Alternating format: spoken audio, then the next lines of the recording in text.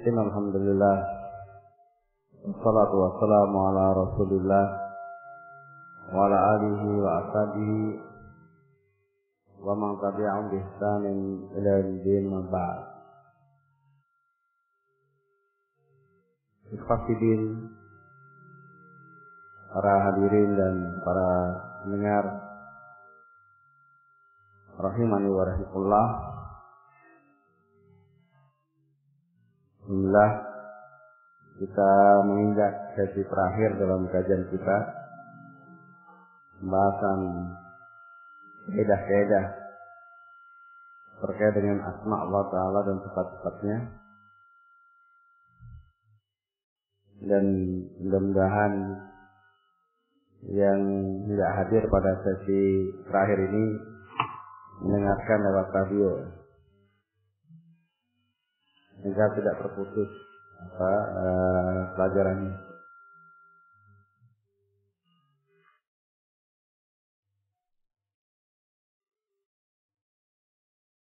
Kita masuki bagian yang ketiga, pasal yang ketiga, bab yang ketiga, tentang kaidah-kaidah mengenai dalil asma dan sifat Allah.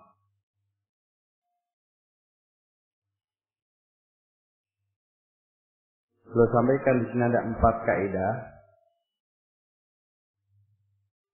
Walaupun sesungguhnya 3 kaidah yang adalah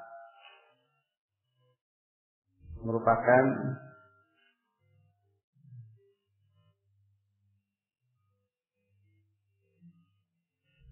penjabaran dari satu kaidah.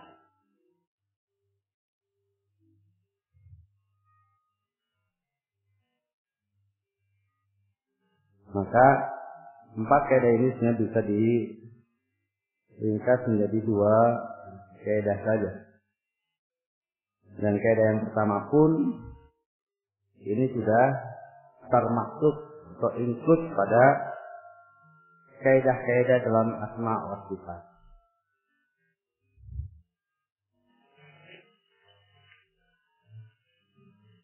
Kita dengarkan bersama kaidah yang pertama beliau sampaikan.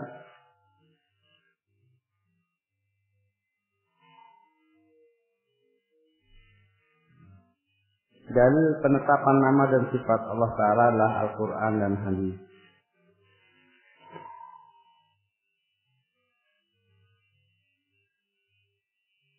Ini adalah tentang masdar, talaki, sumber pengambilan asma dan sifat Allah adalah dari wahyu, yaitu Al-Quran dan Hadis.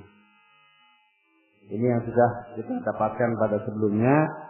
Isbatul asma adalah tauqifiyah, isbatul sifat adalah tauqifiyah. Maka ini pengulangan terhadap yang sudah kita dapatkan pada kaidah tentang nama dan kaidah tentang sifat. Itu bahwasanya sumber penetapan landasan kita menetapkan nama dan sifat itu menggunakan dalil Al-Quran dan Hadis. Dengan cara yang sudah kita jelaskan. Kalau nama itu harus memenuhi kriteria untuk bisa ditetapkan sebagai nama, 3 kriteria harus ada di Al-Quran atau Sunnah, mengandung makna yang sempurna, yang kesempurnaannya mutlak, tidak ada unsur kekurangan sedikit pun. Kemudian yang Allah Ta'ala dipanggil dengannya, diseru dengannya. Kalau sifat bisa dari nama, bisa dari tasrif sifat, atau bisa dari fi'il atau isim fi'il. Jadi yang kita dapatkan dalam Al-Quran atau Hadis. Nah, dengan berdasarkan kaidah ini, maka beliau sampaikan beberapa ketetapan. Yang pertama, semua nama dan sifat Allah yang tercantum dalam Al-Quran dan Hadis, maka wajib kita tetapkan sebagai nama dan sifat Allah. Jelas. Kemudian yang kedua, nama atau sifat yang dinafikan dalam Al-Quran dan hadis sebagai nama atau sifat Allah, maka wajib kita nafikan sebagai nama atau sifatnya. Kalau ada keterangan dari Al-Quran dan hadis bahwasanya Allah tidak bernama demikian atau Allah tidak bersifat demikian, maka kita wajib menafikannya dari Allah dengan kaidahnya tadi, yaitu apa? Menetapkan sifat kesempurnaan yang merupakan lawan dari sifat yang dinafikan. Sudah juga kita lalui ini. Kemudian yang ketiga, sifat yang tidak ditetapkan sebagai sifat Allah dan juga tidak dinafikan dalam Al-Quran dan hadis, maka wajib bagi kita menahan diri untuk membahasnya. Tawakuf. Kita tawakuf, tidak menetapkan dan tidak menafikan.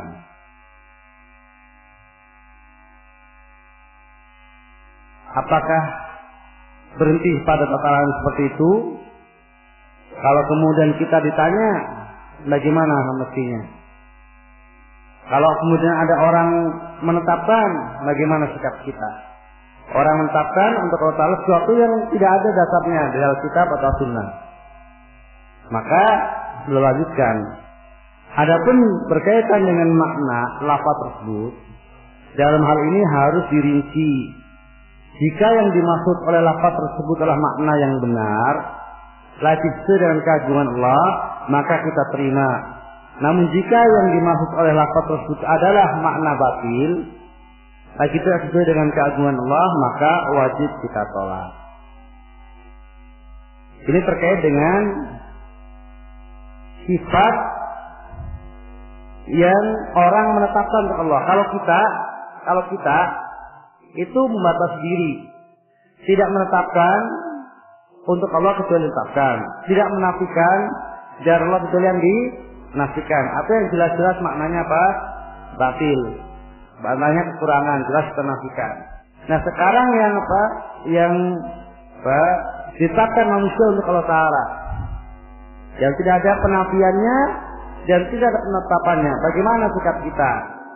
Maka kalau kita tidak menggunakannya adalah untuk ditetapkan kepada Allah Ta'ala, tetapi kita pun tidak menafikannya. Tetapi ditinjau maknanya, maka kalau penjelasan terhadap kata tersebut, sifat tersebut, mustalah tersebut, istilah tersebut adalah sesuai dengan keagungan Allah Ta'ala, kita tetapkan maknanya, lafaznya tidak kita pakai. Kalau penjelasannya ternyata batil, maka kita tolak dua-duanya, lafaznya dan maknanya. Itu maksudnya. Tentang sifat yang ditetapkan sudah jelas, contoh-contohnya tadi, ilmu, qudrah dan lain sebagainya. Sifat-sifat yang dinafikan juga sudah jelas, ada zulm, kemudian anak, kemudian sekutu dan lain sebagainya. Sekarang terkait yang belum ada kejelasannya, seperti jihad, arah, jism, atau jasad. Nah, gimana? Apakah kita akan mengatakan Allah pada suatu arah tertentu, atau Allah berjasad, berjism, atau Allah itu berart,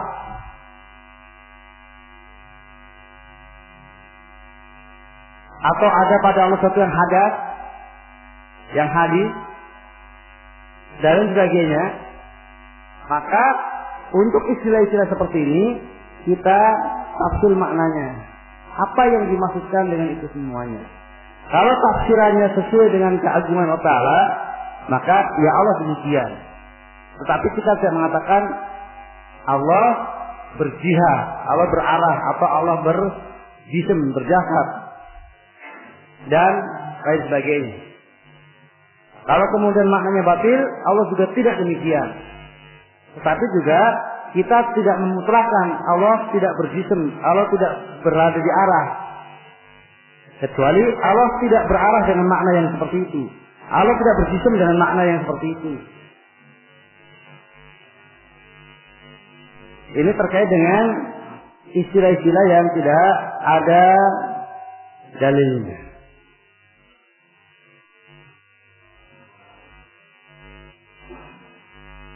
Contohnya pada kasus tentang arah. Kalau kita mengatakan Allah berada di atas, Allah berada di atas,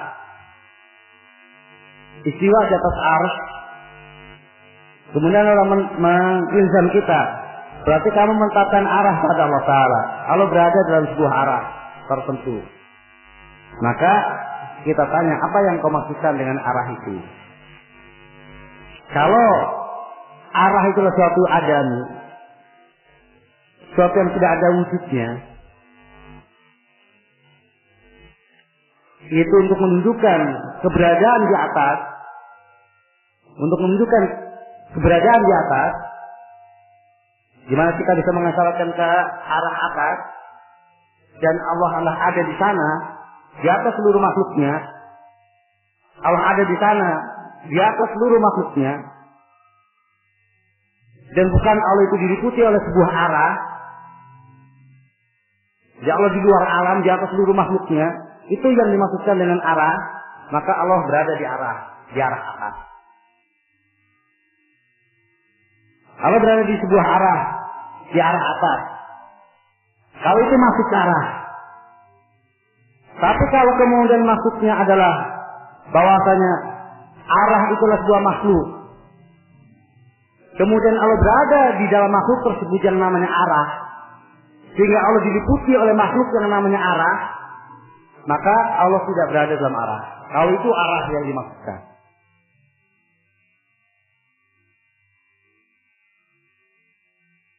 Sama juga dengan misalnya bertempat. Allah menempati.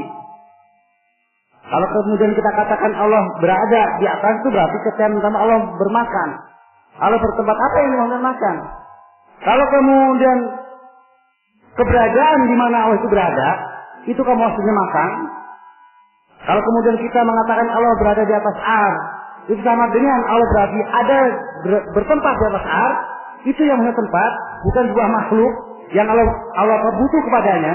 Tempat itu bukan makhluk, tapi kalau kita mengatakan Allah berada di atas arsy, itu berarti kita mengatakan Allah bertempat di atas arsy. Itu maksudnya, maka iya, Allah bertempat di atas arsy. Jadi kalau sesuatu yang ditanyakan aina, di mana itulah menunjukkan tempat, itu maksudnya. Segala sesuatu yang tadi bisa tanyakan kepadanya aina, di mana itu menunjukkan tempat, itu maksudnya tempat, maka Allah bertempat kalau begitu. Tapi tempat bukan makhluk yang Allah berada dalam tempat tersebut. Allah butuh pada tempat tersebut. Tapi kalau kemudian yang kamu maksudkanlah tempatlah sebuah makhluk, di mana Allah berada dalam tempat tersebut, Allah terliputi oleh tempat tersebut, Allah butuh kepada tempat tersebut, Allah nggak bertempat. Allah nggak bertempat. Kalau itu maksudnya. Jadi apa yang kamu maksudkan dengan bertempat itu? Allah berjasad, jism. Apa yang maksud dengan jasad itu? Kalau kemudian kepemilikan tangan, wajah, kemudian mata, kemudian kaki, kemudian dia juga mencinta, juga meridhoi, membenci, murka dan sebagainya, itu adalah menunjukkan adanya jism. Itu adalah menunjukkan adanya jism, berjism, yang berbeda dengan makhluknya, jism yang khusus dengan sifat-sifat yang dimiliki oleh Allah tersebut. Itu maksudnya. Iya, kalau berjism kalau begitu. Kalau itu maksudnya.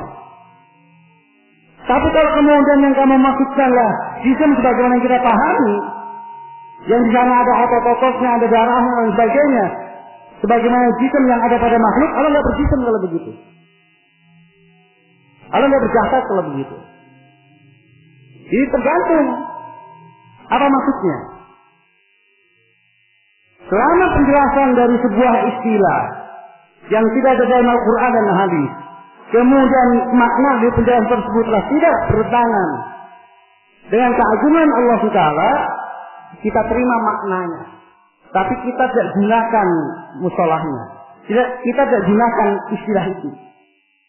Kalau kemudian penjelasannya lah maknanya batil, tidak sesuai dengan keagungan Allah Taala, maka kita tidak gunakan dua-duanya. Maknanya kita tolak, istilahnya juga kita nggak pakai.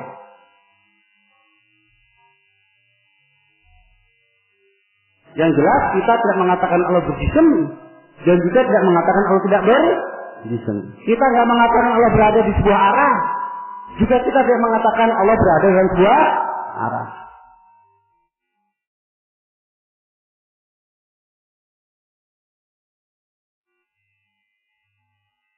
Ini terkait dengan sesuatu yang tidak ada ketetapannya dari Al-Quran atau hadis.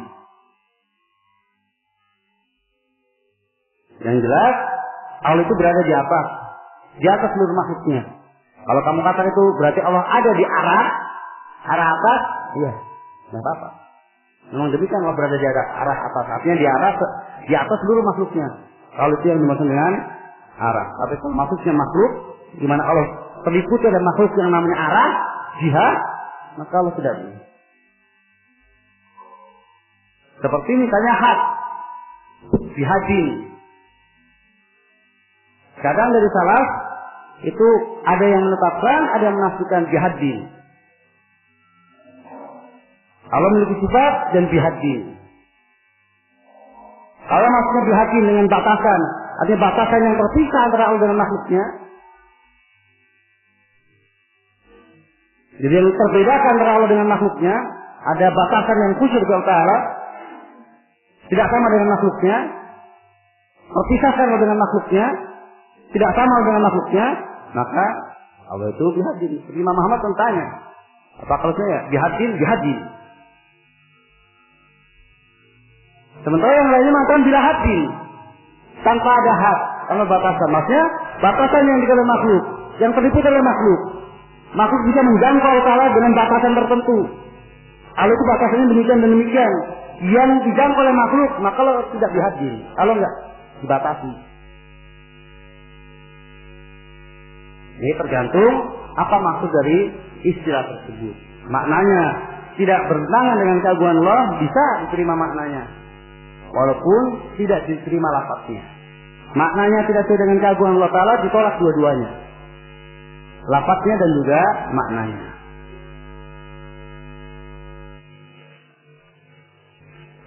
Adapun dalil-dalilnya tentang kewajiban untuk menetapkan berdasarkan apa? Dalil sudah sampaikan, bisa dibaca sendiri. Kemudian kaidah yang kedua. Ini kaidah kedua, 3, 4 ini adalah satu kesatuan. Makanya pembicaraan itu bisa menjadi satu.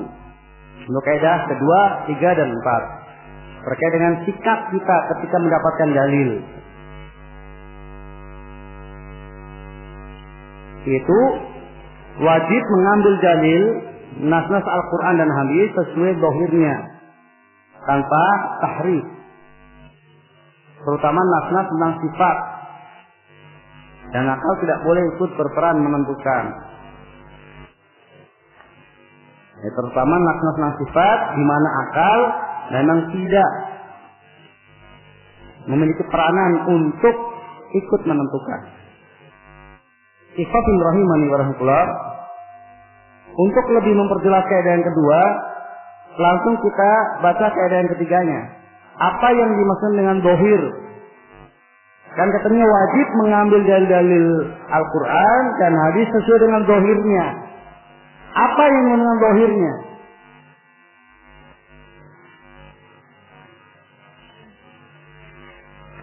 Maka pada kaidah ketiganya, zahir nas-nas sifat ialah ini zahir penjelasannya pada kaidah yang keempatnya.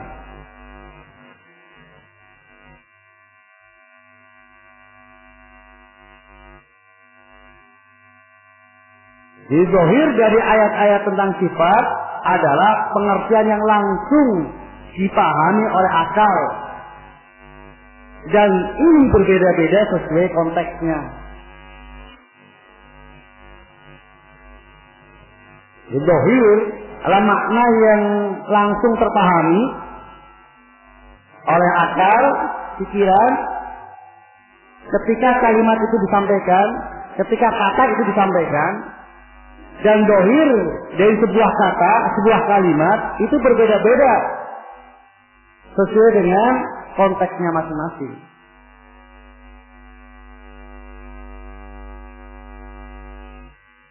Nah, terkait dengan sifat-sifat Allah Ta'ala, maka dohir dari pada kaidah yang ketiganya, dohir dari nas-nas sifat Allah itu dalam satu segi bisa kita ketahui, namun dari segi lain tidak bisa kita ketahui.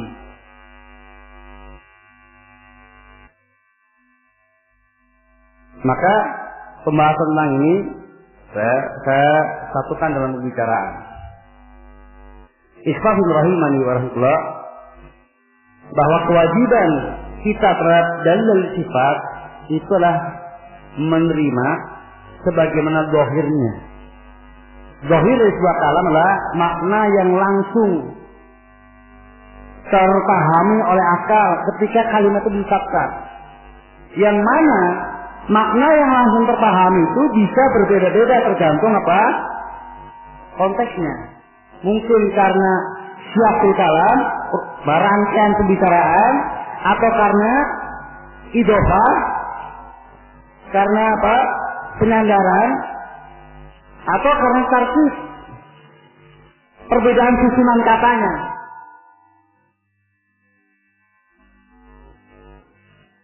Kita lihat dulu contoh yang boleh sampaikan pada kaidah yang keempat, sebelum kita pada kaidah yang ketiga tentang apa? Tentang diketahui dari satu sisi dan tidak diketahui dari sisi yang lainnya. Halaman 109.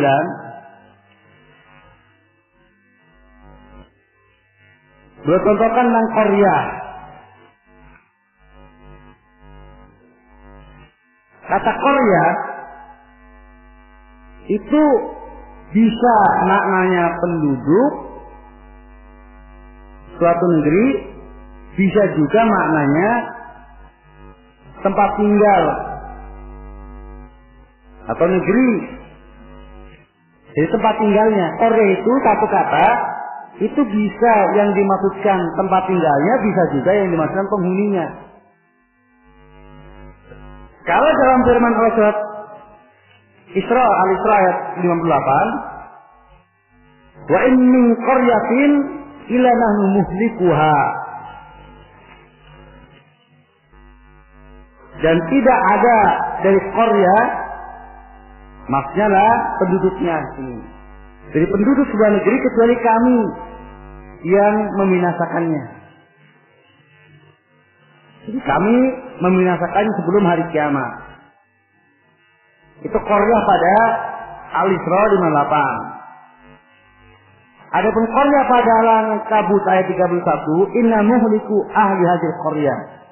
Sesungguhnya kami akan menghancurkan penduduk negeri ini. Maka qaryah adalah negerinya, tempatnya.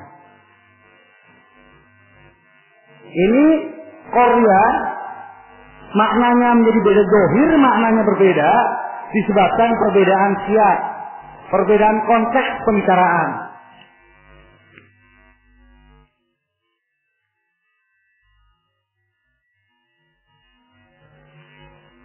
Sering saya contohkan misalnya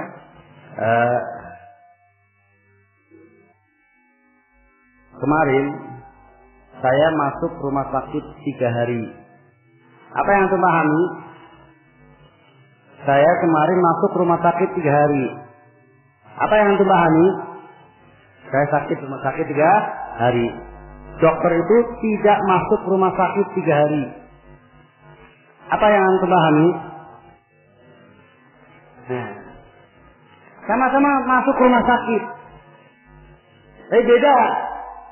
Beda apanya? Beda maksudnya. Dohir yang dipahami beda. Walaupun memang tetap ada makna hakikatnya itu masuk rumah sakit. Tapi apa? Kalau yang pertama masuk rumah sakit sebagai pasien, yang kedua masuk rumah sakit, ya terkait dia memang tugasnya di rumah sakit. Syakul kalam itu menentukan.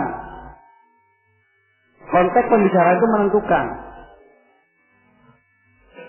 Asama misalnya. Asama Itu apa maknanya? Tergantung penempatan katanya. Wa anzalna minas sama'i ma'an. As-sama maksudnya apa? Awan. Wa bainana as-sama' bi'aidin. Wa bainana as-sama' bi'aidin. Apa maksud sama? Langit yang terbangun itu, yang Allah bangun menjadi 7 lapis itu. Amin pemangkis sana. Apakah kamu merasa aman terhadap yang di atas?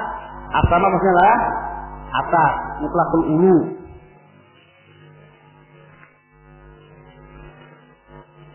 Falyamjud bisa babin ila sama. Silahkan julurkan tali ke sama, maksudnya ke atas.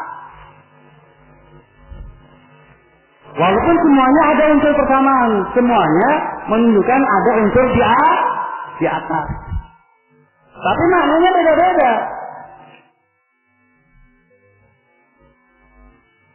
Saya kemarin dari Cisarua, Taman Safari, dan melihat singa di sana. Paham apa yang maksud singa? Kemarin saya Jumatan melihat ada singa podium, singa naik mimbar. Apa yang dipahami? Ya, seorang khotib yang apa? Yang pemberani, artinya lantang bicaranya sebagainya. Beda. Konteksnya sudah, dohirnya beda yang dimaksudkan. Kalau kemudian betul-betul ada singa, betul-betul ada singa naik mimbar, singa hutan, singa kebun binatang, kemudian naik mimbar, kemudian orang mengatakan ada singa naik mimbar, itu tetap saja orang memahami apa? Manusia bukan singa. Enggak, ini singa benar, singa itu, singa hutan itu. Karena dohir kalam itu enggak, orang enggak memahami kecuali itu. Nah, demikianlah sesungguhnya kewajiban kita kepada setiap kalam. Itulah kaidah menerima sebuah kalam. Harus menerima berdasarkan zahirnya. Nah, kalau manusia saja, kalau kemudian dia berbicara, kemudian kita menerima berdasarkan zahirnya, kalau kemudian ternyata itu tidak yang dimaksudkan, tetapi orang yang berbicara tidak menjelaskan maksudnya, yang salah siapa? Yang salah siapa? Yang memahami apa yang berbicara? Orang berbicara, kemudian kita terima berdasarkan zahirnya, kita pahami berdasarkan zahirnya. Ternyata yang dia maksudkan tidak demikian, tetapi dia sendiri yang memberikan penjelasan tentang bahwa maksudnya tidak sebagaimana zahirnya. Kemudian kita salah paham, yang salah siapa? Yang berbicara yang memahami? Yang salah, yang masih disalahkan, yang memahami atau yang berbicara? Mestinya yang berbicara, karena nggak bisa bicara yang benar dia berarti. Kalau kemudian saya dari pasar, pasar mana maksudnya? Pasar Legi, Beringharjo atau pasar mana? Itu yang dipahami kan kalau kemudian pasar. Padahal dia maksudnya dari supermarket. Supermarket kan juga pasar besar gitu. Tapi orang nggak akan memahami kalau kemudian dia bilang saya baru jadi di pasar, itu maksudnya apa? Supermarket. Kalau supermarket juga apa? Pasar.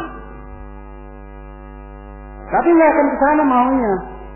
Salah kamu, saya dari supermarket. Ya kamu yang salah. Nggak ada orang paham pasar kemudian apa? Supermarket. Ya ada orang memahami kalau ngomong pasar ya. Kalau kamu maksudnya mau pasar, maksudnya pasar market. Ya. Jadi pasar yang itu pasar apa namanya di Gorosalam atau kemudian di apa? Di Gelek apa namanya? Alfamart itu. Itu maksudnya saya maksudnya pasar tadi. Harus memberikan penjelasan dia. Kalau dia nggak memberikan penjelasan, itu bukan salah yang memahami, tapi salah yang berbicara. Salah yang berbicara. Nah, Allah SWT ketika berfirman, itu tujuannya memberikan penjelasan atau membuat bingung? Tujuannya memberikan petunjuk, hidayah atau membingungkan, menyesatkan? Saya tanya, apa tujuannya?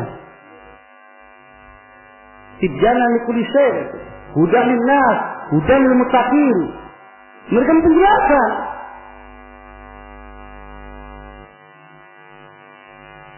Dan Allah SWT itu memiliki sifat-sifat kesempurnaan yang terkait dengan kalam. Sehingga kalamnya itu mau nggak mau harus diterima dan dibenarkan sebagaimana adanya. Tidak boleh seseorang membawa kepada makna yang tidak sebagaimana adanya, sebagaimana zahirnya, kecuali dia juga harus membawa bukti yang meyakinkan yang itu juga sumbernya dari Allah, baik dari Allah langsung atau dari apa? Rasulnya. Kalau kemudian dia tidak membawa bukti, itu namanya taqawullah, berdusta atas nama Allah Ta'ala. Kalau dia mau menerima apa adanya. Ada 4 sifat baik Allah maupun Rasulnya yang menuntut kita semuanya harus menerima kalamnya apa adanya sebagaimana tuntutan bahasa Arab. Yang pertama, adanya sifatul ilm, sifat ilmu yang sempurna. Tidak ada yang lebih tahu tentang Allah melebihi Allah.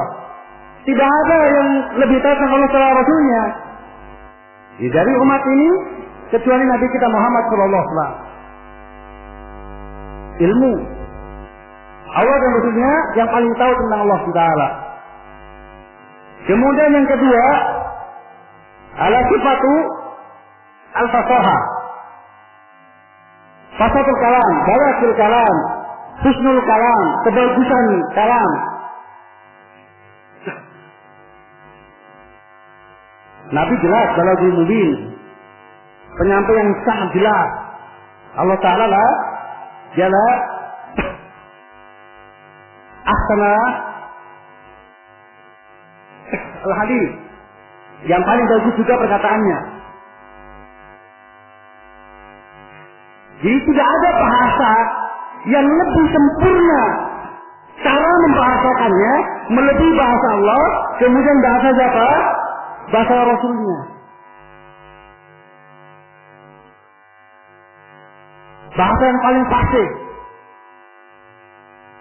adalah bahasa Allah, kemudian bahasa Rasulnya. Diakui oleh semua ahli bahasa. Ahli bahasa Arab mengakui bahasa Al-Quran adalah bahasa fasih. Mereka pun nggak bisa nyontek kefasihannya. Luar biasaan kefasihan Al-Quran dalam berbicara. Yang ketiga, kejujuran. Baik Allah maupun Rasulnya itu paling jujur perkataannya. Fa inna khairul hadits kitabullah, ini yang terbaik. Khairul kalamullah, ini yang terbaik. Wa man ahsana minallahi haditsa, siapa yang lebih jujur? Wa man asdaqu minallahi qila, siapa yang lebih jujur dari Allah perkataannya? Wa man asdaqu minallahi haditsa, siapa yang lebih jujur dari Allah perkataannya? Enggak ada.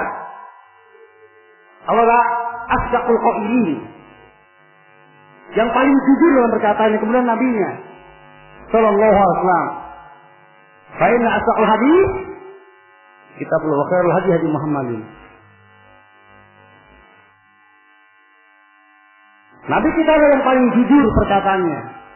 Kemudian yang keempat adalah husnul qasd, tujuan yang baik, kehendak yang baik, keinginan baik dalam kalamnya. Itu untuk memberikan hidayah, memberikan petunjuk, memberikan bimbingan supaya tidak tersesat. 4 komponen secara lengkap dimiliki oleh Allah dan Rasulnya dan terkait dengan kalamnya.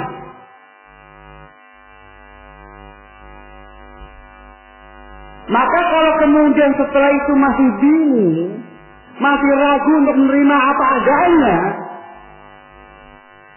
itu di mana letak yang salah ini? Yang berbicara atau yang nggak paham? Kalau misalnya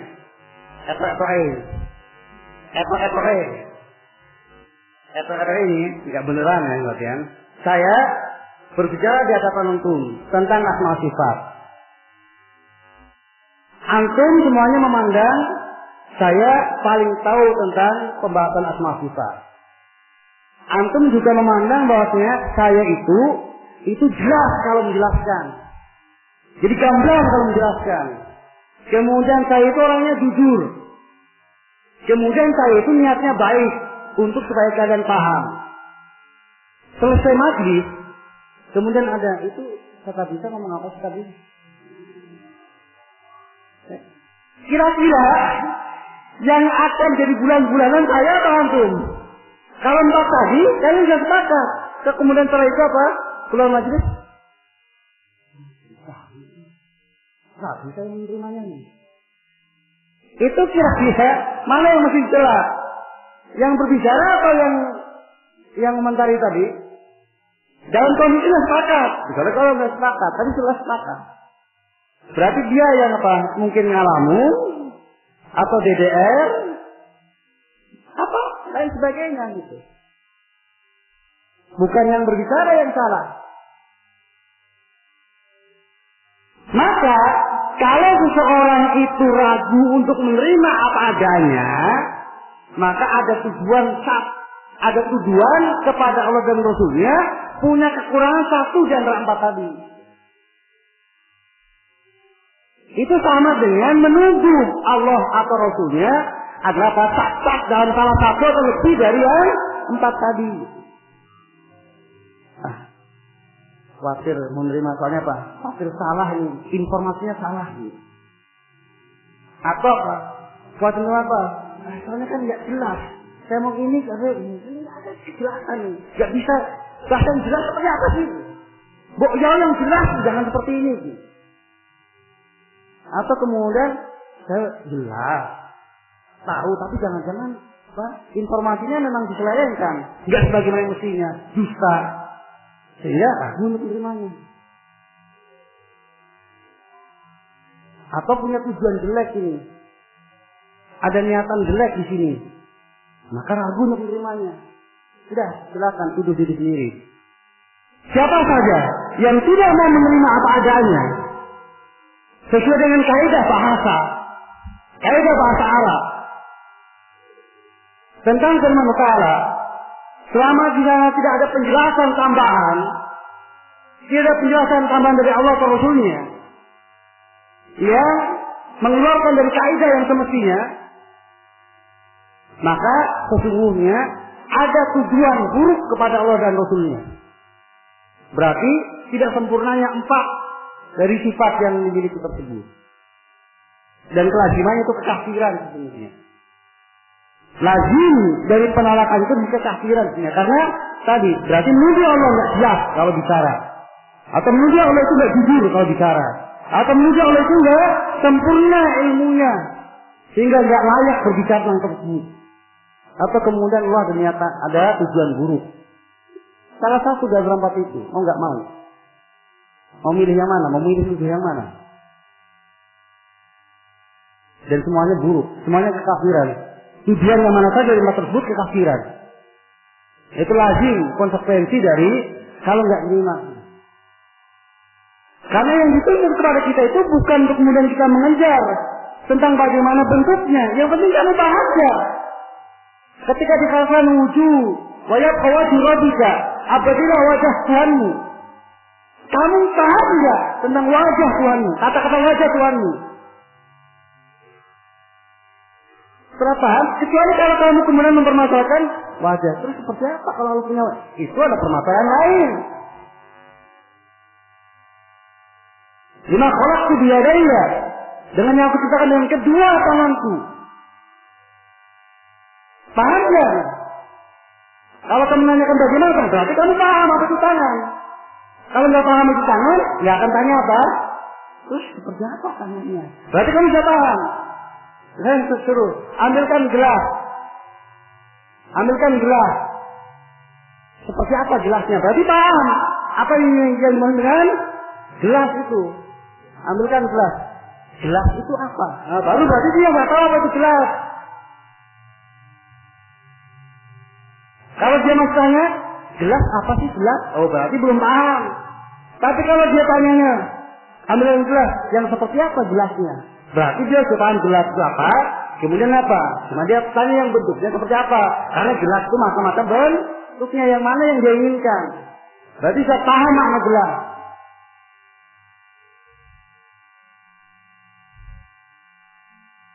Maka sesungguhnya semua kita untuk asma dan sifat, khususnya yang bisa bahasa Arab, atau setelah diterjemahkan ke dalam bahasa kita dengan penerjemahan yang benar, itu nggak ada seorang pun yang nggak paham pokok maknanya. Maka saya sampaikan bahwasanya ayat-ayat asma sifat itu ayat-ayat yang paling muhkam, yang paling jelas maknanya, yang nggak membutuhkan ahli bahasa Arab. Jadi orang Arab yang nggak ahli bahasa Arab, orang Arab awam, bukan ahli lughahnya, itu setiap mendengar asma dan sifat paham pokok maknanya. Maka orang-orang musyrikin Quraisy itu nggak pernah mempertanyakan apa tentang maksud dari apa, dari setiap nama dan sifat. Demikian juga para sahabat tidak pernah bertanya, mal yad ya Rasulullah, apa itu tangan ya Rasulullah? Mal wajh, apa itu wajah ya Rasulullah? Oh itu tangan ya.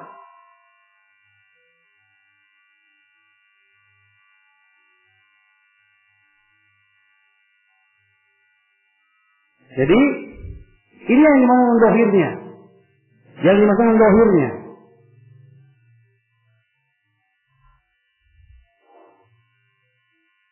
Dan dohir juga kalam dikatakan berbeda-beda, tergantung siapnya, siapul kalam, konteks pembicaranya juga bisa beda karena susunan urutannya dikedepankan, diakhirkan, maka menjadi beda maknanya.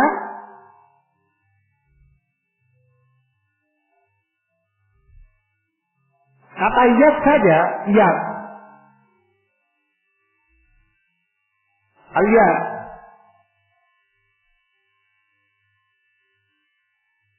Itu memang bisa maknanya kudroh, bisa maknanya yad, hakiki. Yang kita pahami dengan tangan.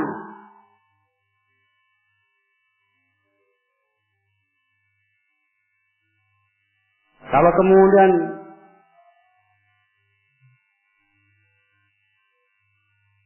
li Muhammadin alayya yadun, bagi Muhammad memiliki yad kepada kuatnya nikmat di situ. Yad di mana nikmat. Tapi kalau amat yad ya Muhammadin, saya menyentuh yad Muhammad, tangan Muhammad, itu maksudnya adalah tangan hakiki. Dan kalau yad tidak didofahkan, itu mungkin maknanya nikmat. Tapi kalau yad didofahkan, maka maknanya tangan hakiki. Dan yad terkait dengan Allah Ta'ala itu didofahkan kepada yadullah faqadihi bima khalaqtu biyadayya dan lain sebagainya. Apalagi ada perbuatan-perbuatan yang terkait dengan tangan, menggenggam, membentang, kemudian apa? Menggoyang.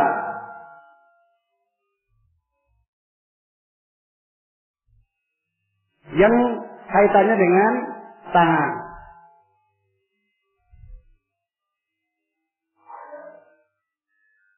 Juga sifat yang dikatakan dengan tangan, jari-jari. Itu semuanya menunjukkan tentang hakikat yang dimaksudkan. Jadi syiah itu tidak mau tidak menunjukkan bahwa maksudnya tangan hakiki. Dan lain sebagainya. Nah, terkait dengan makna daripada ketika didofahkan, jelas beda. Ketika yad didofahkan kepada manusia, tanganku, kemudian yad didofahkan kepada Allah, tangan Allah, maka yang terpahami oleh kita pun jelas beda. Ketika saya sampaikan kepada antum, daun pohon itu berjatuhan. Antum paham maknanya? Daun jendela rumahku jatuh. Antum pun paham maknanya. Bahwa daun itu berbeda dengan daun itu.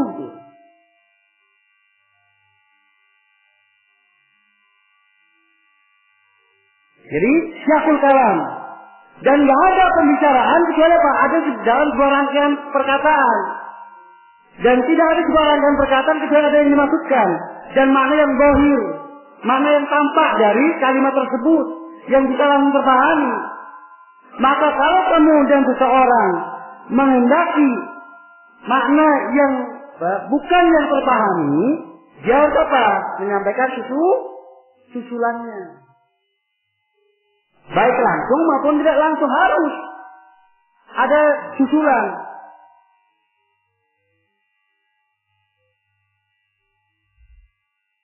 Saya melihat daun jatuh. Kalau seperti ini saja, orang akan memahami apa? Daun pohon. Kalau seperti ini saja. Enggak, maksud saya daun jendela. Maksud saya daun jendela yang jatuh. Jadi harus diberikan susulan. Kalau diperkirakan akan salah paham. Karena orang akan menurut dohirnya. Dan dohir sebuah kalam itu berbeda-beda. Permasalahannya adalah karena idhofah, karena penyandaran. Berbeda, makna penyandarannya berbeda juga. Makna dohir yang tertangkap.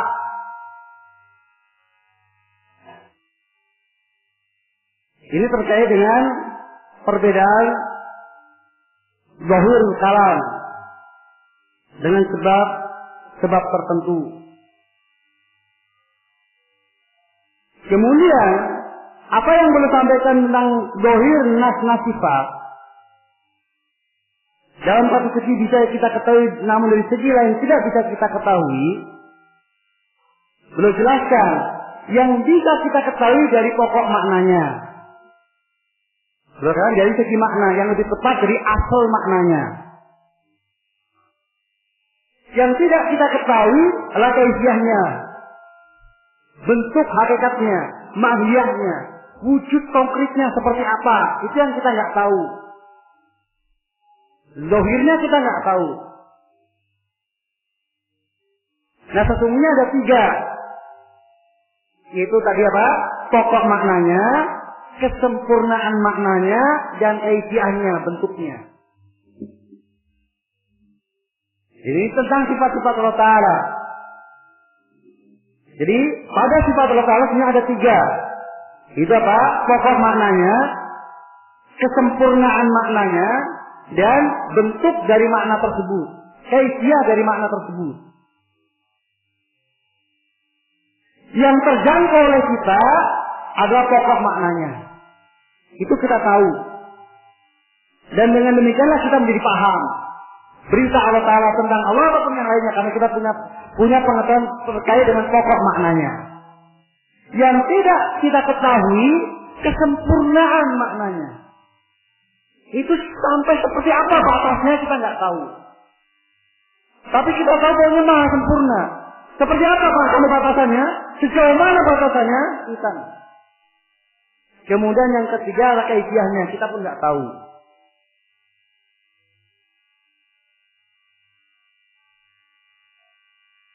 Maka Nabi SAW untuk memberikan pemahaman kepada kita tentang sifat-sifat Allah Ta'ala itu dengan sesuatu yang kita bisa pahami.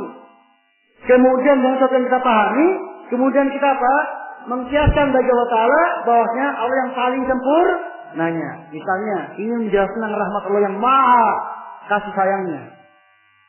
Ketika ada seorang ibu setelah sibuk mencari anaknya ke sana kemari nggak ketemu dalam peperangan, kemudian didapatkan ternyata anaknya dikumpulkan di pengumpulan anak-anak.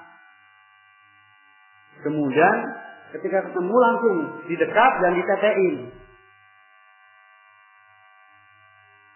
Ini momen yang sangat tepat. Dijadikan oleh Rasulullah SAW untuk sebagai pemberitaan kepada mereka, pemberitahuan tentang pelajaran sifat Allah Ta'ala. Innallaha arhamu bi ibadi. Sebelumnya belum bertanya dulu. Bagaimana pendapat kalian? Mungkinkah si ibu ini akan mencampakkan bayinya itu ke dalam api? Tidak mungkin ya Rasulullah. Para enggak mungkin ya Rasulullah. Lalu menjelaskan innallaha arhamu bi ibadi min hadil mar'ah waladiha. Sesungguhnya Allah itu lebih memiliki sayang terhadap hambanya dibandingkan si ibu itu dan anaknya. Maka dari pokok makna yang terpahami sebenarnya bisa apa? Memperluas untuk apa? Tentang betapa maha sempurnanya Allah Ta'ala, betapa besarnya kasih sayang Allah Ta'ala yang tidak tergambarkan, yang jelas maha kasih sayang. Kalau ibu yang seperti itu demikian kasih sayangnya kelihatan sekali, ternyata Allah lebih lagi. Berarti ya luar biasa. Tak tergambarkan lagi tentang kasih sayang Allah Ta'ala kepada hambanya. Ketika kemudian untuk menggambarkan betapa gembiranya Allah Ta'ala, Rasulullah gambarkan, ceritakannya apa? Dengan seorang lillahi asaddu farhan min ar-rajuli bi rahilatihi. Allah itu lebih bergembira, lebih senang, lebih bahagia dengan taubatnya seorang hamba dari seseorang terhadap perbekalannya. Ini diceritakan seseorang dia bawa kendaraan kuda lengkap dengan perbekalannya, istirahat, tertidur, tahu-tahu bangun tidur nggak ada. Dia cari ke sana kemari nggak ada kuda ini. Bingung dia. Soal kemarin cari nggak ketemu. Akhirnya putus asa. Dan dia balik lagi ke tempat di mana dia hilang.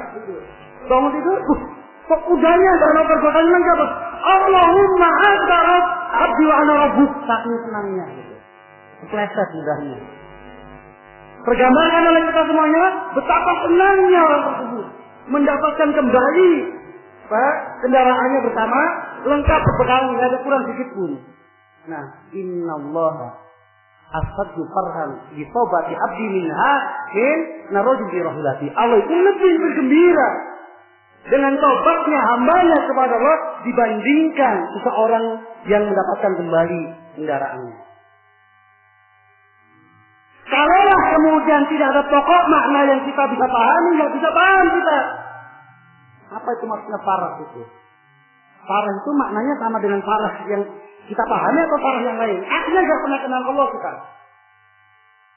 Setiap berita tentang Allah yang kita paham pokok maknanya ada pada kita, kesadaran kita, dan kita jangan-jangan maknanya bukan itu. Akhirnya nggak pernah kenal Allah sama sekali. Dari mana kita bisa kenal Allah coba? Katanya. Informasi Allah tentang dirinya, informasi Nabi tentang Allah, dari mana kita bisa kenal Allah kalau kemudian tidak ada unsur apa? Makna yang sama yang kita pahami dalam kehidupan kita sehari-hari. Maka Al-Quran itu turun dalam bahasa Arab. Artinya apa? Supaya dipahami oleh orang Arab ketika itu. Dan bagi non-Arab maka harus belajar bahasa Arab. Kalau tidak ya harus tanya terjemahannya. Berarti memang itu bisa dipahami sesuai dengan kaidah-kaidah bahasa Arab. La'alakum ta'qilun, supaya kalian paham. Memang sengaja turunkan dalam bahasa Arab karena tidak ada bahasa yang bisa mewakili untuk bercerita tentang Allah Ta'ala melebihi bahasa Arab. Dan orang Arab lah yang paham betul. Dan nanti kewajiban mereka untuk apa? Mentransfer ke dalam bahasa yang lainnya. Bagi yang tidak bisa paham bahasa Arab, maka upayakan semirip mungkin dengan penjelasan yang paling mendekati dengan bahasa Arab untuk bisa menjelaskan kepada umat manusia tentang siapa Rabbnya itu.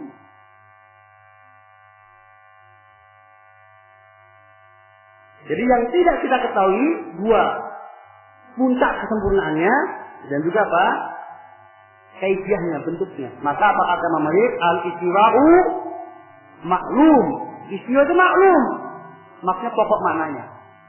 Maklum kita tahu apa istiwa, naik. Berada di atas sesuatu.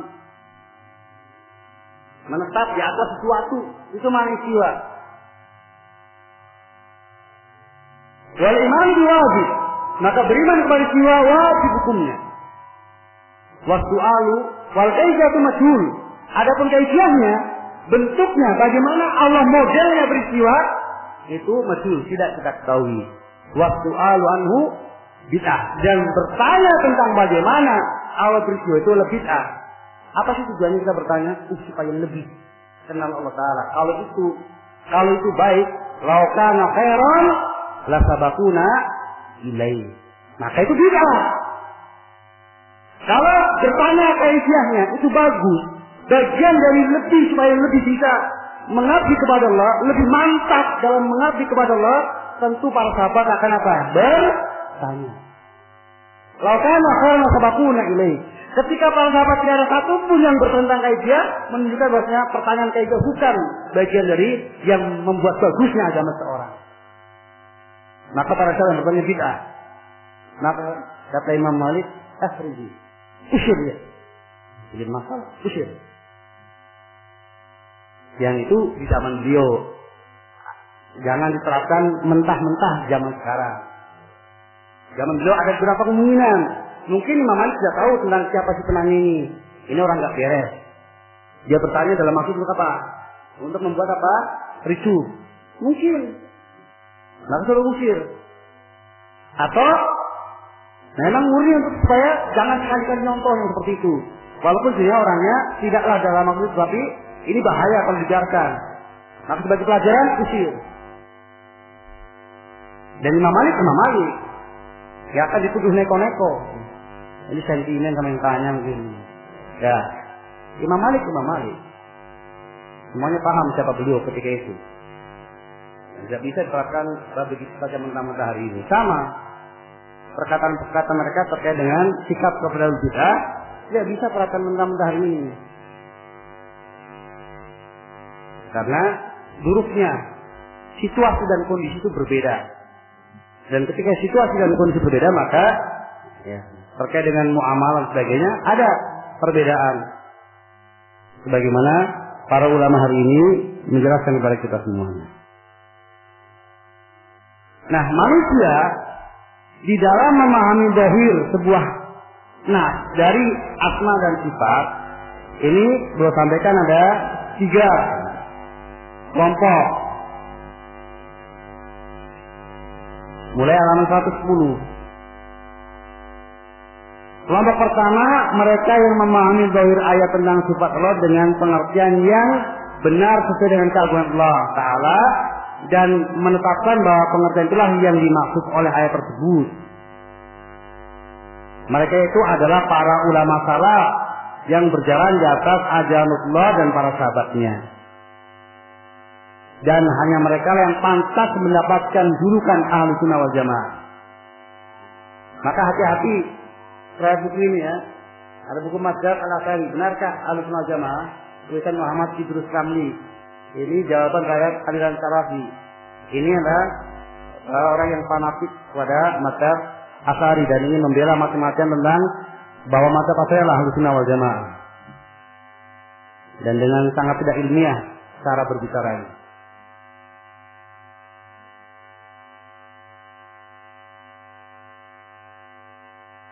Jadi hanya mereka yang menetapkan seluruh nama dan jawab berhalang zahirnya dengan tetap menetapkan sesuai dengan keagungan Allah Ta'ala dan tidak menyertakan dengan makhluknya, itulah jalan Rasul dan para sahabatnya. Barang siapa yang mengklaim yang tidak demikian dan mengklaim memiliki jalan kepada salaf, maka fa'alih bidalil. Wajib baginya untuk mendatangkan hujjah wal burhan. Dan sekali-kali mereka tidak akan bisa mendatangkan hujjah dan burhan kecuali yang diklaim sebagai hujjah dan burhan.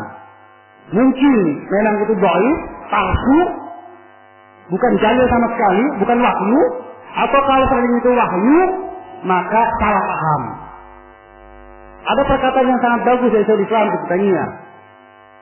Yang intinya, tidak ada satu dalil sahih pun yang digunakan oleh ahlul bid'ah untuk membela bid'ah mereka kecuali ada pada dalil tersebut bantahan bagi bid'ahnya yang sedang dibela. Ini keindahan dalil.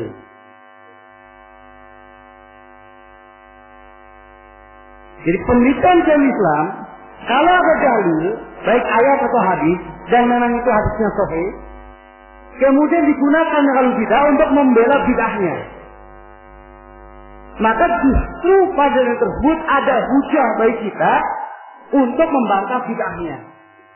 Dalam bahasa lain, senjata makan tuan. Jadi kadang kita lagi nggak bawa senjata, lupa senjatanya ketinggalan, dia munculkan senjatanya. Benar itu betul senjata, dipakai untuk membela, kita ambil. Tapi yang kembali di sini. Sini. Saya jelaskan ini. Ini tuh bantahan bagi bid'ahnya. Jadi nggak ahli pakai senjata, bawa senjata saya direbut. Itulah kurang lebih. Itu kalau senjata.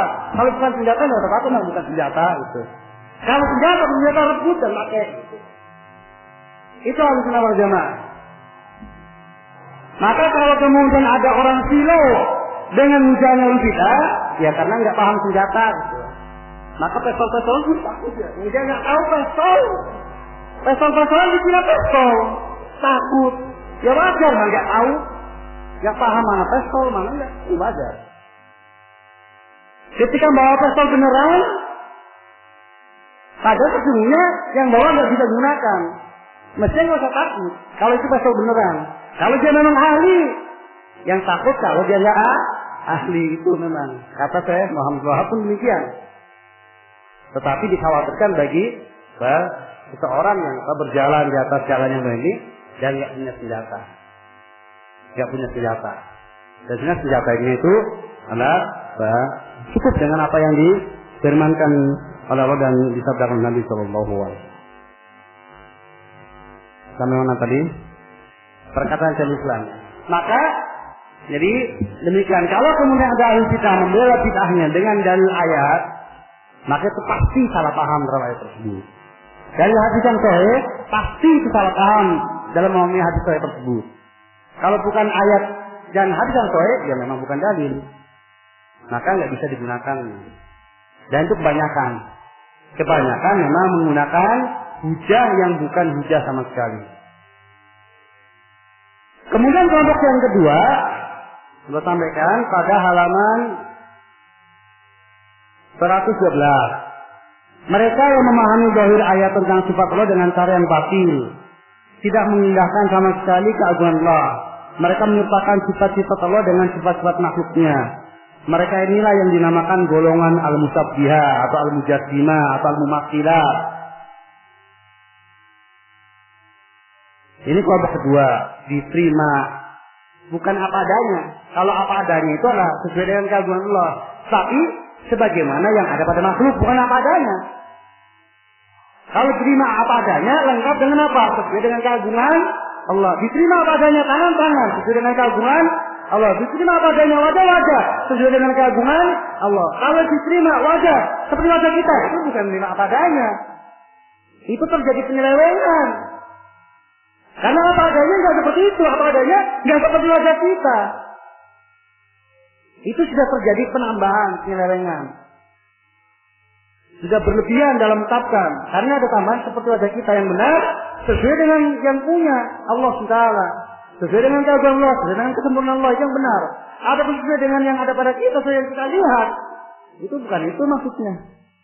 Ini kelompok musabbihah, kelompok mumatsilah. Dan bantahannya kebatilan kelompok ini bisa dibaca sendiri. Kemudian yang ketiga lah, mereka halaman 114, mereka memahami zahir nas-nas tentang sifat Allah dengan pengertian batil yang tidak layak bagi Allah. Apa? Ya terus. Yaitu tasbih, menyamakan sifat Allah dengan sifat-sifat makhluknya. Lalu karena hal tersebut akhirnya mereka mengingkari secara mutlak pengertian kandungan makna tersebut yang layak dinisbatkan kepada Allah. Mereka ini yang dinamakan dengan al-mu'attilah atau ahli ta'til. Mu'attilah, ahli ta'til dari kalangan Jahmiyah, kemudian Mu'tazilah dan Asy'ariyah. Itu masuk dalam kelompok ini, hanya berbeda-beda tingkat ta'tilnya, tingkat penolakannya. Tentang kebatilan kelompok ini bisa baca sendiri alasannya, bukti-buktinya.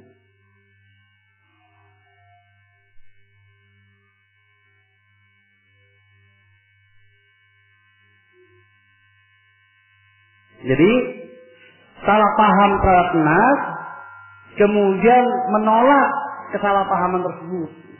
Berdasarkan yang salah paham itu kemudian menafikan. Dan bantahan yang cukup telat sesungguhnya adalah ketika nas itu dipahami tasbih itu kafir atau kafir?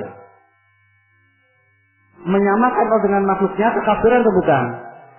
Kekafiran. Lebih kafir mana orang tasbih dengan musyrikin yang beribadah kepada selain Allah? Lebih kafir mana?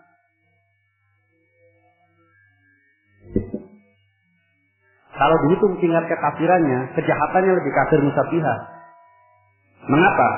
Kalau musyrikin itu mengangkat makhluk sejajar dengan Allah. Menetapkan yang ada pada makhluk itu seperti yang ada pada Allah. Itu kalau musyrikin. Mestinya nggak disembah. Tapi kalau musabbihah, Allah diturunkan, disejajarkan dengan makhluk. Allah yang maha sempurna diturunkan derajatnya sehingga sama dengan yang serba kurang. Itu musabbihah. Lebih parah sebenarnya. Musyrikin nggak parah-parah amat. Maka ya mereka lebih kafir daripada Yahudi dan Nasrani dan juga kaum musyrikin secara umum. Nah, kalau kemudian dikatakan bahwasanya dohirna ala tasbih, berarti semua firman Allah yang terkait dengan sifat-sifatnya itu nggak bisa dipahami secara langsung kecuali kekafiran. Untuk keluar dari kafir harus apa? Harus belajar kepada siapa? Mu'tazilah harus ribet. Kalau memahami langsung kafir. Karena apa? Makna ini maksudnya tasbih. Dan untuk mencari nggak tasbihnya itu susah. Ya ini apa maksudnya ya? Kalau maksudnya secara langsung adalah tangan di tangan kita, berarti ini mesti maknanya lain apa? Susah.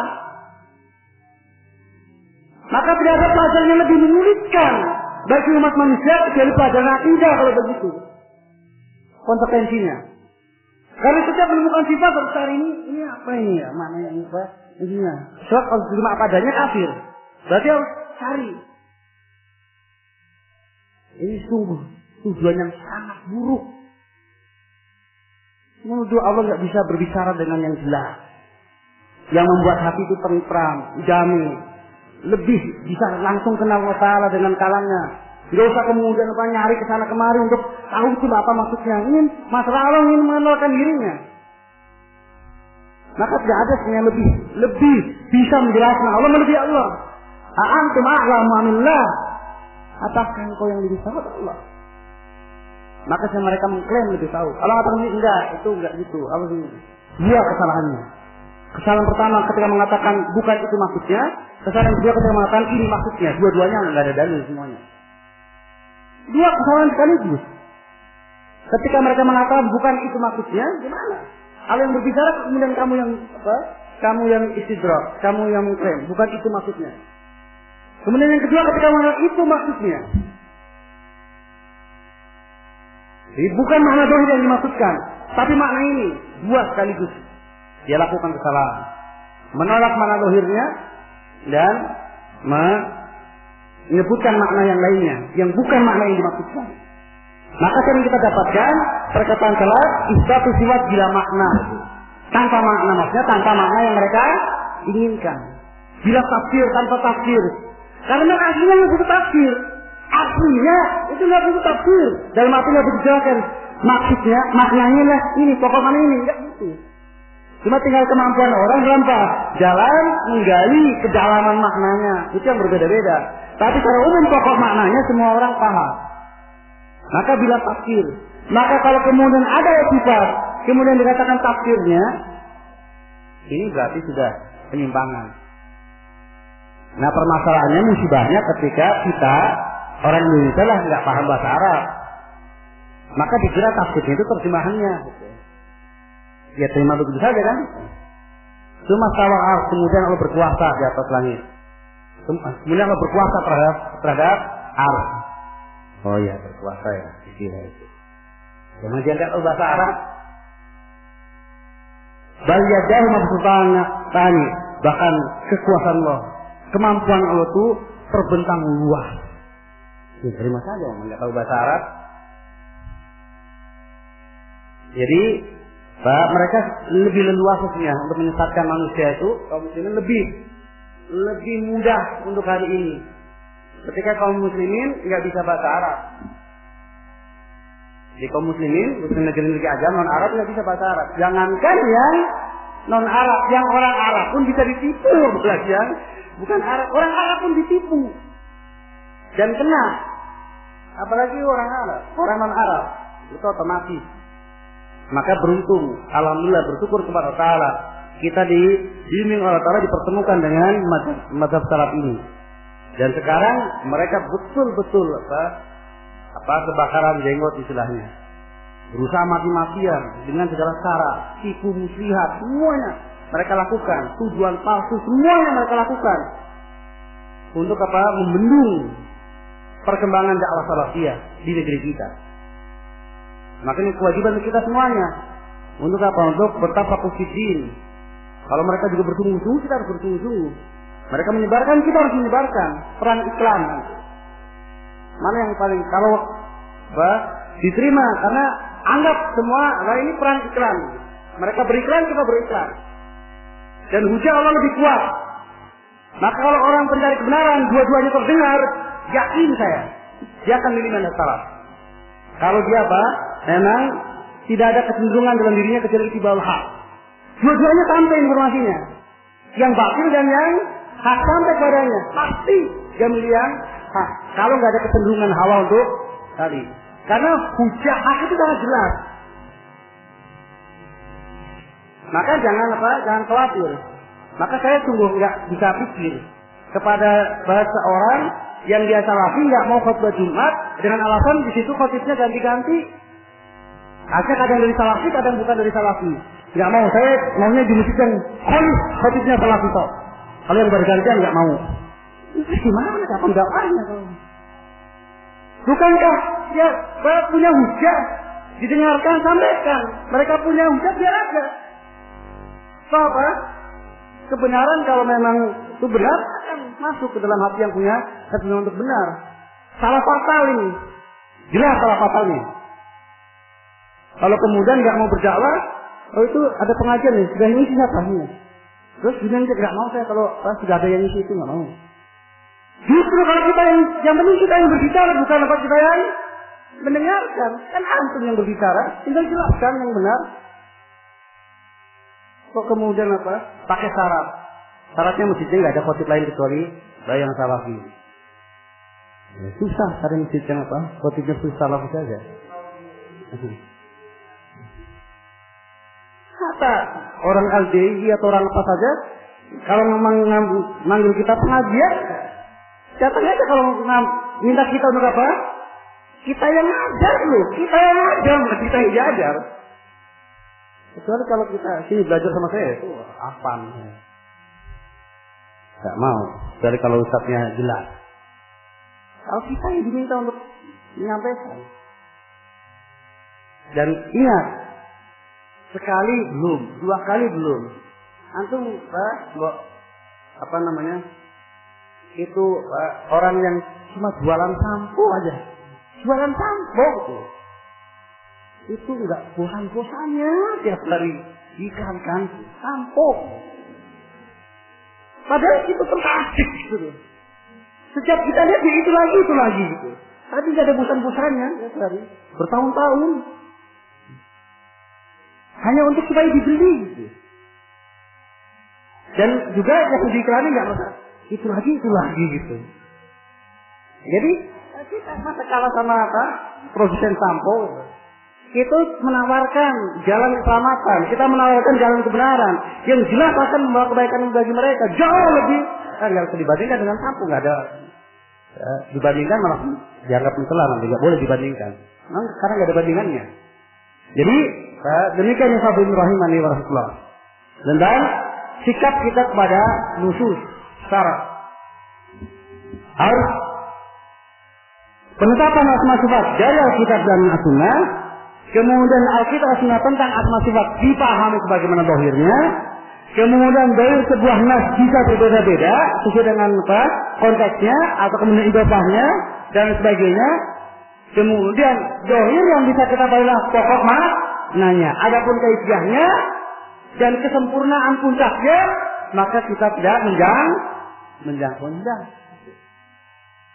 Itu motif kita, sikap kita kepada dalil-dalil asma wa sifatullah alam.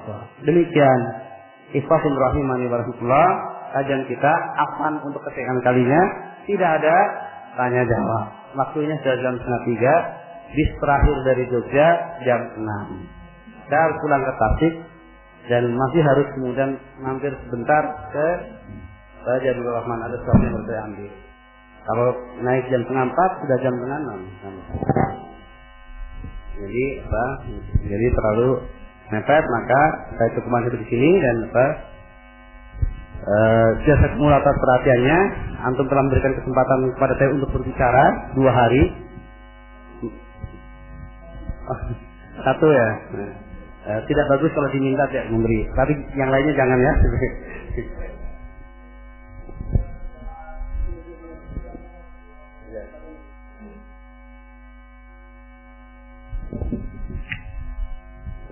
Ya, Ustaz, dan syukran atas waktunya. Saya lupa Ustaz ucapan Rasulullah, tapi kalau diterjemahkan, demi nyawaku atau jiwaku yang ada di tangannya, kata Rasulullah, dan beberapa hadis mengatakan demikian. Itu kalau kita mengutip Ustaz dari kalimat itu dengan jiwa kita Ustaz, untuk bersumpah, kira-kira boleh nggak Ustaz? Atau mengandung hal yang bermaksiat kepada Allah dan Rasulnya. Seperti saya bersumpah dengan nyawaku yang ada di tangan Allah misalnya. Allah alam. Demikian. Jadi itu yang keliru penerjemahannya. Kalau hadisnya nggak keliru.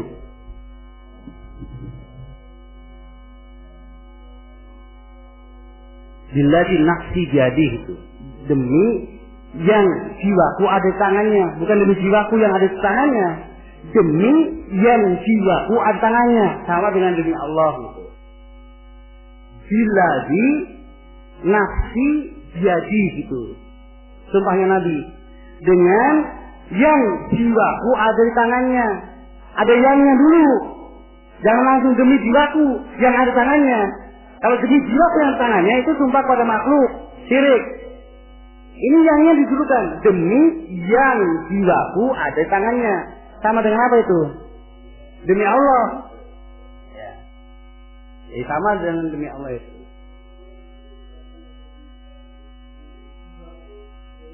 Itu syirik. Ya.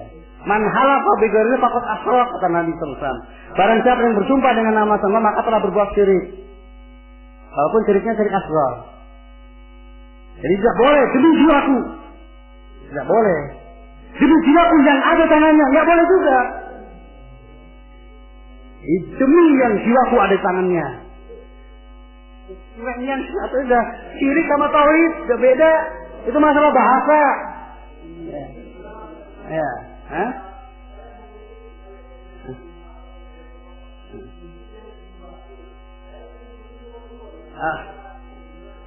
Ya tadi mestinya apa?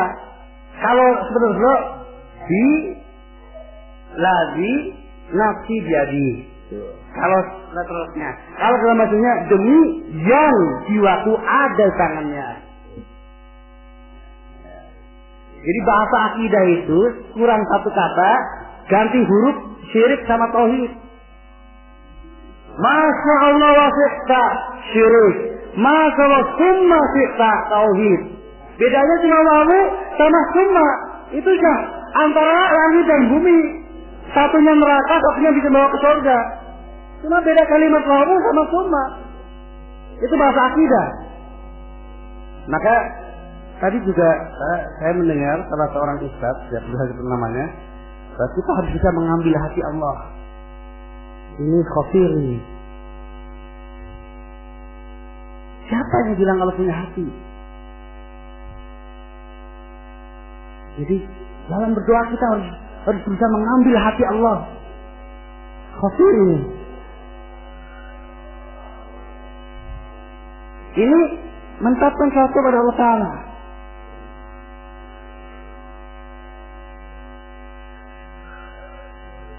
Bahasa akidah itu saklek. Nggak kemudian main kias. Main kias itu kadang benar, kadang salah. Mungkin Tuhan mulai bosan. Ini bahasa kias saja, mengkiaskan oleh yang makhluk. Oh, ini lama ya. Jadi saya tidak masalahkan apa kalau punya sifat bosan tidak, itu masalah khilaf. Tapi maksudnya latar belakang penceritaannya, latar belakang penyampaiannya bukan karena wahyu, bukan menggunakan kaidah, tapi asal lihat makhluk sampaikan dengan sinar matanya yang lebih tajam dari matahari. Ini mengiaskan saja, bukan karena enggak boleh berbicara tentang Allah Ta'ala harus ada wahyunya. Enggak boleh kemudian main kias-kiasan. Kecuali satu kias yaitu kiasul a'la, dan tentu ini perlu membatasi diri. Maka tadi disampaikan oleh Ustaz Bukhari, mungkin bisa diadakan kelanjutannya karena kita belum selesai. Beberapa bulan yang akan datang, mungkin tahun depan juga bisa. Jadi tentang bahas yang bagian subhat dan bantahannya. Karena masih separuh subhat dan bantahannya. Dengan toreko dari awal sampai ini kita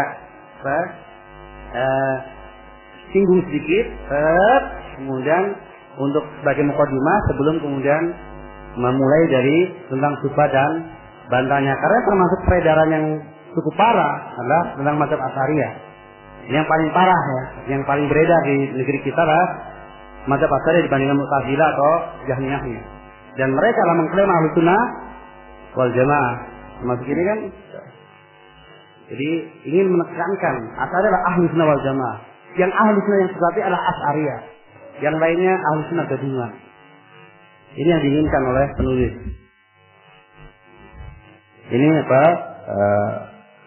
menjadi perhatian bagi kita semuanya dan mudah-mudahan bermanfaat bagi kita semuanya. Dan sekali lagi saya mohon maaf atas segala kekurangan, yang benar semata-mata dari Allah SWT, dan kalau salah adalah dari saya dan dari syaitan. Semoga Allah Ta'ala mengampuni saya dan juga memberikan taufik kepada kita semuanya untuk sampainya kepada kita informasi yang benar dan kekuatan bagi kita untuk mengamalkan yang hak.